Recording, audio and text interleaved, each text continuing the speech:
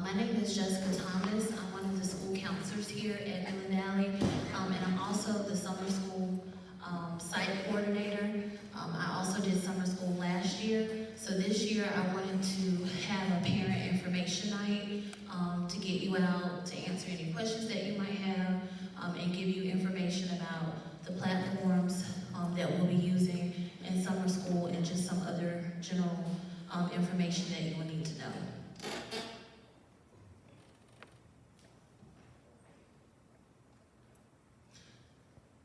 Okay, so this slide right here, this is really important, and I wanted to make sure I went into this information before we start talking about the different platforms for summer school.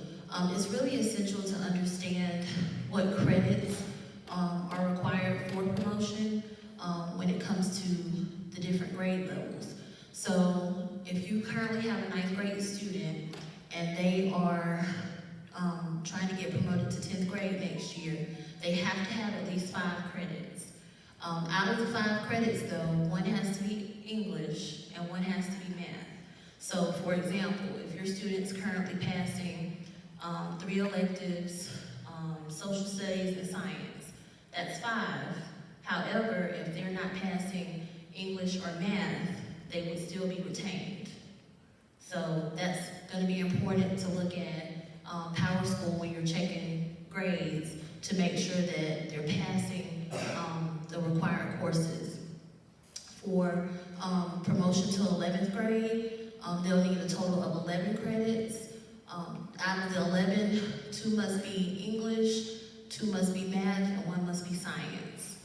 And then if you have a current 11th grader and they are trying to get promoted to 12th, they'll need a total of 17. And out of the 17, 3 must be in English, 3 in math, and 2 science. Okay?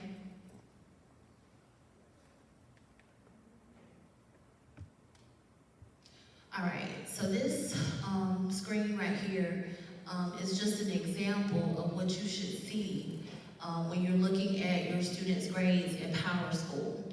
I significantly want you all to pay attention to the Y1 column, which means year 1. This is the closest possible average right now to where your student would be if this were the end of the year.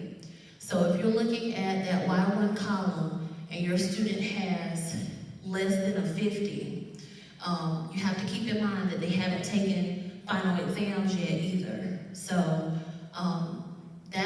that column is going to be significant to help you determine whether or not your student's going to need summer school to promote.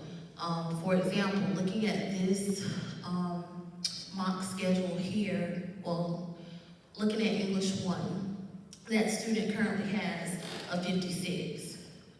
We'll talk a little bit about initial credit and credit recovery because that's going to be important when you're looking at the grades as well. But right now, for example, this student would currently not be passing English as well as geometry, because in geometry they have a 27. So you can see how they're passing a couple of their classes, but the essential ones they're not passing. So chances are, if they didn't do summer school to get credit for that English and math, then they wouldn't promote. So that's just an example. But please remember to look at that Y1 column, because that's going to give you the most close estimate for the grades. All right, so now we're going to talk about initial credit recovery. If your student has a grade at the end of the year, their final grade, if it's less than a 50, that means that they'll have to do initial credit. So they will have to take that course over again entirely. With credit recovery, if they have a final year 1 average of a 50 to a 59, they'll qualify for what's called credit recovery. Students who successfully complete credit recovery it's a pass or fail, so it's mastery based.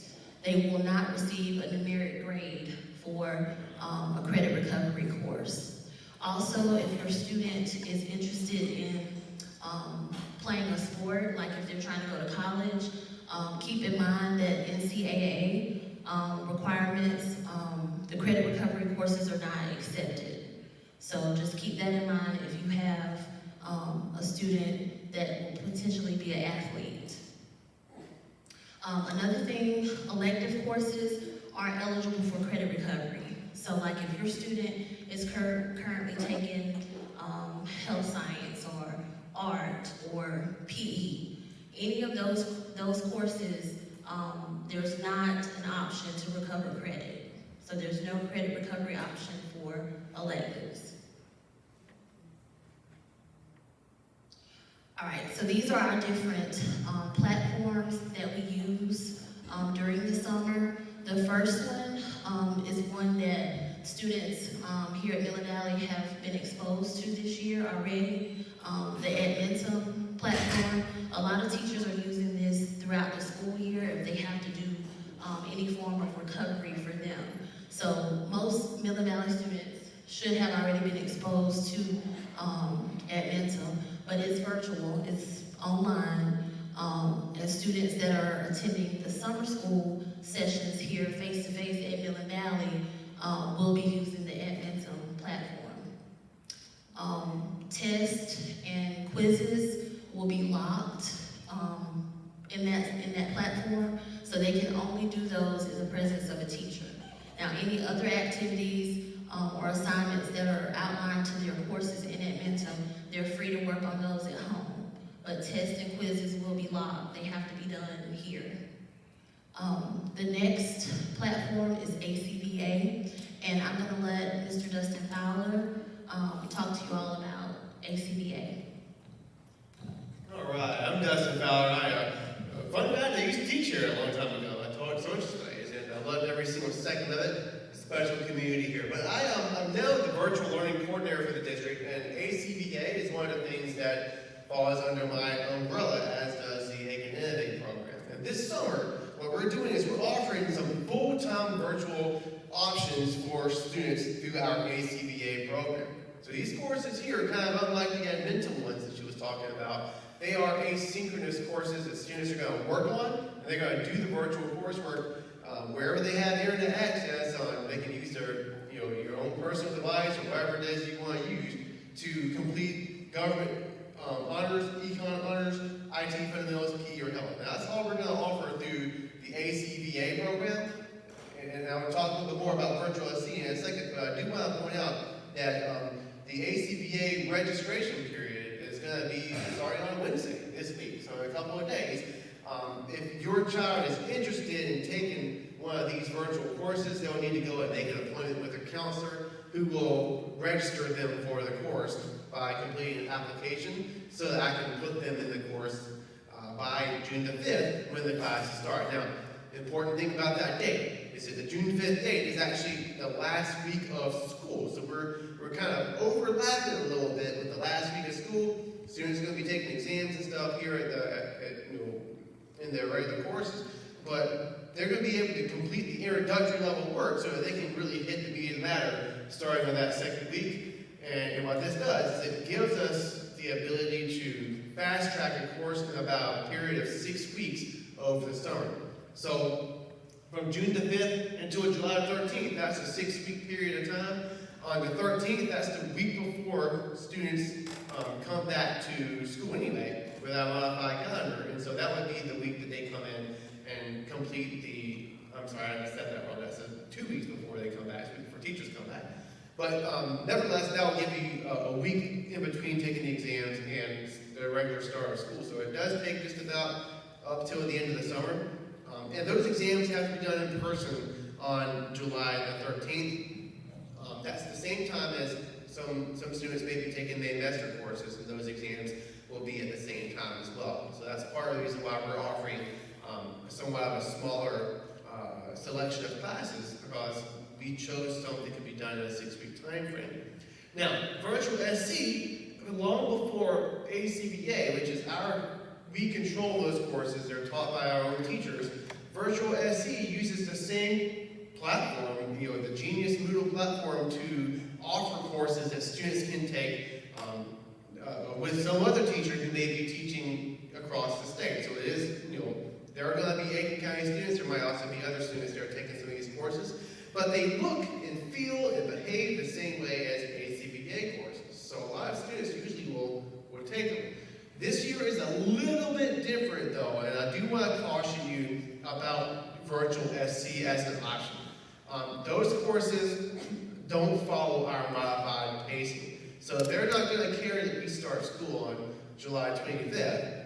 They're going to pace these courses out until the first week in August, which is the exam date. So that's important because of a few reasons. One, if a student is taking a course through virtual SC, and they do have more, a few more offerings than what we would have, students that take their courses would have to, either plan to do an early exam, which is my strong suggestion, to take that exam on the 13th of July, or they'll be taking their exam in the second week of school on that first week of August.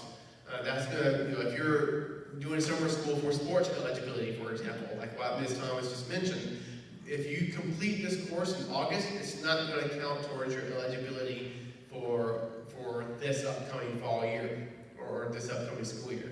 So that's extremely important. If you're considering doing a summer school program for promotion or for sports eligibility, I would advise you to use the ACBA option if you can, and just know that if you do a virtual SC course, your goal will be to, one, probably just do one or I would say maximum two, because you don't want to get overloaded, but you're going to want to finish that course in 5 weeks so that you can take that exam by July 13th. So one thing I do want to say is that they won't just let you take an exam early. You have to qualify to do it. Here's how. You have to work ahead of the pacing, have an 80 average in the course, okay? And have every assignment completed and the teacher's approval. So if you were going to take, say, government CP through virtual SC's platform, all right, you would want to make sure that you're done with the course by the week before July 13th or earlier that week, so that you can get the teacher's approval to have that password sent to your counselor in time to take it on that day. All right. So I hope I said that in a way that I'm trying to make sure that I explain. You have options through virtual SC, but again, you just really want to take into account the fact that their courses are going to be paced later than the regular summer date that the rest of us are using of July 13th. So you would have to plan on completing that exam early in order to do that. Okay. I think if you want to see what virtual SC has to offer, there's the website right there. If you just type in virtualsc.org, you can find their course offerings and see it.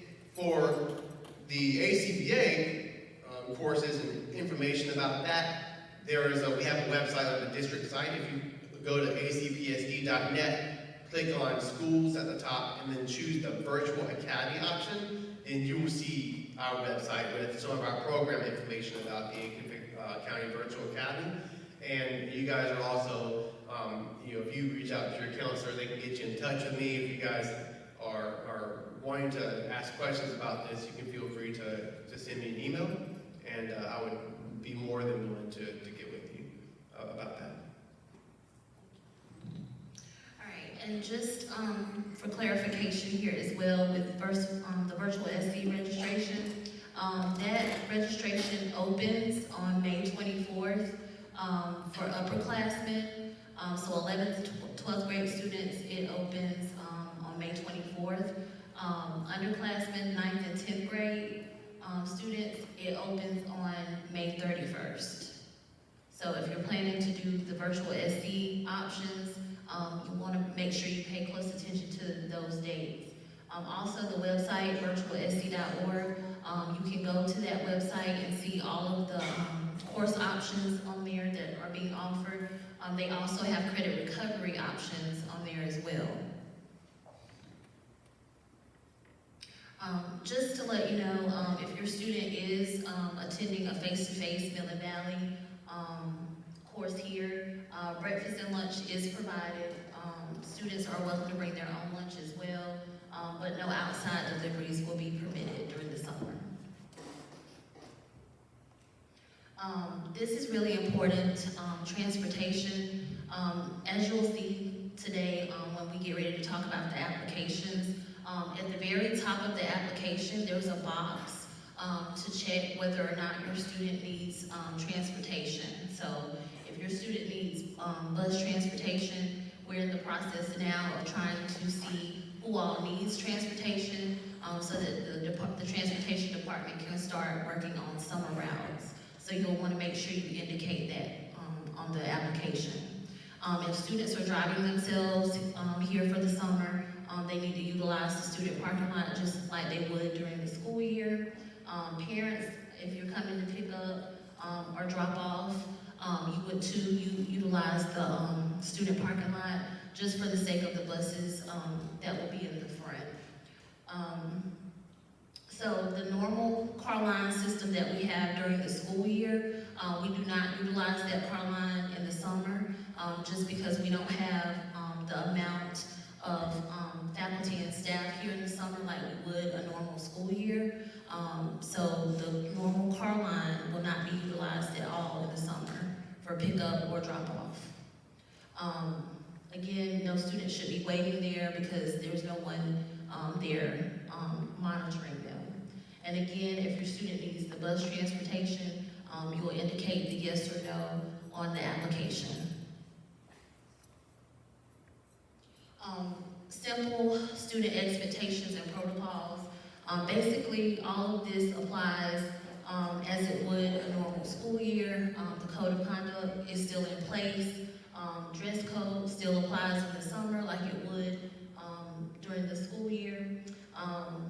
If a student is asked to leave the summer school program, just keep in mind, we do have to monitor behavior just as we would during the school year. So if a student is asked to leave, they cannot return and they will not receive credit. So we just ask that, parents help us out, talk to your students, make sure that they're on their best behavior in the summer as well. Attendance is also important for the summer. We only have 3 weeks. So in order for them to be successful, in order for them to get the credit, they need to be here. The dates are June 12th through the 30th. So this year it's going to be Fridays as well. Last year there was a little bit more time, but this year we're crunched for time. So 3 weeks, Monday through Friday. Doctor's notes, excuses, I will take those. I did take those from students last year. I'm not really, going to be like a stickler about that. It's just, we just have to watch the attendance. If students and parents are communicating, letting me know if your student has to be out, bringing in excuses, I'm fine with that. And then we already talked about the behavior, so I think we're good on that. This is very important, checking your students' progress. I know with at Mentum, students have their login information so they can access their classes at home. So they also can access their grades. Like the parents should be able to see the students' progress as well as their grades. So it's going to be imperative for parents to check grades during the summer. Reach out to myself if you have any questions. I can always reach out to the teachers that are going to be here this summer. If you have questions, I make sure that I let them know. So just make sure that you're checking your students' progress. Okay, and then applications. I do have the applications here today. So if you're thinking that you want your student to participate in Midland Valley's face-to-face, I have applications for those. If you decide to do ACBA or virtual SC, that's just a matter of during the registration. So there's not a physical application for that, but the counselors do have permission forms. So if ACBA or BSC is the platform that you decide to go with, just have your student check with your counselor to get a permission form and make sure that they register for their classes by the indicated dates. The application for Midland Valley's face-to-face is gonna be, expected to be back to the counseling office no later than 5/29. I have to have those back in so that I can make sure, that we have a good estimate of how many students we're expecting this summer, as well as, for the bus purpose, like to make sure we know, how the routes. Late applications will be put on a wait list. So I know Virtual SD, they definitely do wait list students, and sometimes students will not get in, if they are waitlisted. So as soon as these dates roll around, it's gonna be very important, to make sure your student is registered and to make sure that you have your application in.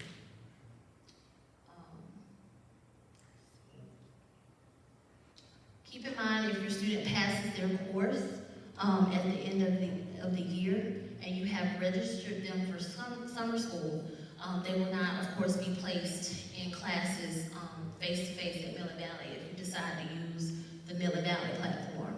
However, if you do register your student for ACVA or BSC, and they pass for the year, it's the parent-student's responsibility to log in and request to drop the course. Is that correct? Yeah. That's what y'all do for ACVA as well? That's very important. Yes, because I know with that, if it's not dropped, will they still be penalized for the course? I'm not sure how it would work with them having already had credit, but yeah, the idea here is if you don't drop the course, you just send the course, then they count you as being present in the course, and they count it towards your GPA. So you definitely want to, if you, at the moment you decide you're not going to take a ACPA or BSc course, you got about 2 weeks there at the beginning, first 14 days, to request a drop before it's going to be on the student's GPA. So that is definitely important. Correct, because I did have that happen last year. A student had requested a course in BSc, no longer needed the course, but did not log back into their BSc account and dropped the course. So that's very important, because what happens is it'll show up on your student's transcript as a WF, which is a withdrawal fail. So you don't want anything impacting the GPA. That's why it's important to drop it. Here at Midland Valley, with the face-to-face classes that we do though, if you decide to use that platform, if I see that your student has an application in and they no longer need the course, then I won't put them on the roster. So you won't have to worry about it. All right, again, the summer school dates is June 12th through the 30th, so 3 weeks, Monday through Friday. Students will report here from 8:30 to 3:30. If anything changes with the time frame, that 8:30 to 3:30, parents will be notified if that happens, but right now, the projected time is 8:30 to 3:30. Again, this kind of touches back with the attendance. Just be mindful of signing your students out or having students leave before the day is completely over. Again, that's not something I'm going to be a stickler about, but I will pay attention to it if it's habitually happening over and over. So just be mindful of the sign-outs during the summer. If your student is on a late bus, this will be excused. However, if your student is having any issues with transportation and the issue is not addressed, they will be marked unexcused, tardy, etc. by their teacher because they do have to take attendance in the summer as well. And I know there were some issues last year with transportation, and so we don't want to hold students responsible for that. But if we don't know that the bus is not picking them up or it's late consistently, then I won't be able to know how to communicate with them and try to get that issue resolved. So if you're having any issues with transportation, please let me know that.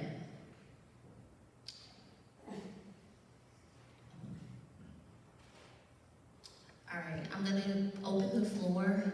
If anyone at this time wants to stay back and has specific questions that they need to ask. Again, my name is Jessica Thomas. I'm one of the counselors here. Also the summer school site coordinator. Ms. Randall is another counselor here at Miller Valley. She's the lead counselor. She's here as well. If you don't mind helping me, if parents have questions. At this time, I do have applications for Miller Valley's face-to-face summer school if you need to come pick those up. I also have, if you're interested, this is a QR code for virtual SC.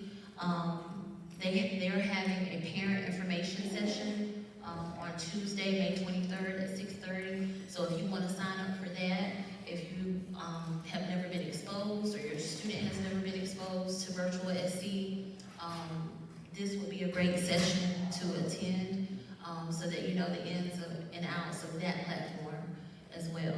And then I also have just another handout that kind of touches bases with like the prominent things that were in my PowerPoint, the dates, the times, all of that information, okay? So at this time, I'll leave the floor open if anyone wants to come up for questions.